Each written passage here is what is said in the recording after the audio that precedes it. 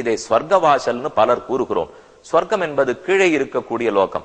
நாம் இருப்பது பூலோகம், அடுத்து புவஹா, அடுத்து சுவஹா, மூணாவது லோகம் ஸ்வர்கலோகம். ஆனா வைகுந்தம்ங்கிறது 7 லோகம் தாண்டி, மூல பிரகிருதி தாண்டி, விரஜ நதியும் கடந்து அப்பால் இருக்கக்கூடியது, அழிவில்லாதது. சொர்க்கலோகமும் பிரம்மாவுக்கு பகல் முடிந்து போனால் அழியக்கூடிய லோகம். அதனால அன்பர்களிடம் ஒரு வேண்டுகோள், இதை சொர்க்கலோகம்னு சொன்னால் தாழ சொல்லுகிறோம்னு அர்த்தம், பெருமையை குறைக்கிறோம்னு பொருள்.